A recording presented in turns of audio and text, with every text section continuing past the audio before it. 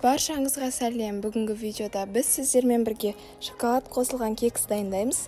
Бұл кекстің ерекшелігі арасына кәдімгі шоколад саламыз. Егер сіздерде шоколад болмаса, осы рецептпен жай кекс ретінде жасасаңыздар да болады. Үйлеріңізде жаңғақ немесе сгушонка сияқты заттар болса, қосып тастауларыңызға болады. Кекс міндетті түрде үйдегілеріңізге ұнайды. Менің YouTube каналыма тіркеліп, осы видеоны соңына дейін қараңыздар. Қалай сіздерге көп кекс және пышный кекс жасауды үйрететін боламын. Көріп тұрғандарыңыздай кекстеріміз өте әдемі шықты. Ең бірінші ыдысымызға жұмыртқаларымызды салып аламыз. Одан кейін бізге қант қажет болады. Қантты салып, екеуін қосып, жақсылап венчикпен араластырамыз. Бір айта кететін нәрсе, бізде миксер қажет болмайды. Жақсылап араластырып, сосын жұмсақ бөлме температурасындағы сары май салыңыздар.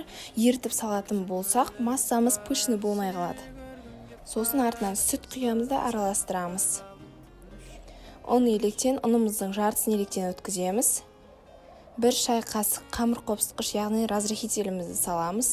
Қалған ұнымызды да осылай араластырып, електен өткізіп отырып, видеодағыдай етіп қосасыздар.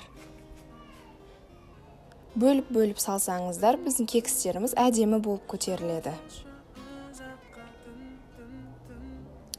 Сосын мен осындай шоколад салдым, капля. Егер сіздерде үлкен шоколад болса, турап немесе теркадан өткізіп салуларыңызға болады. Егер шоколад болмаса, салмай-ақ қойсаңыздар да болады.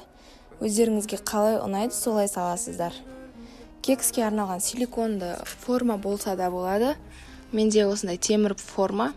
Үстіне қағаздарымды қойып, бір ас қасықтан толтырып құйып шығасыздар. Шамамен 24 кекс шықты. Осындай күшті болып шықты. Міндетті түрде жасап көріңіздер. Менің YouTube каналыма және Instagram парақшама тіркеліп кетіңіздер. Видео ұнаса, пікір қалдырып жасап көріңіздер. Көріп тұрғандарыңызда жұп-жұмсақ болып шығады.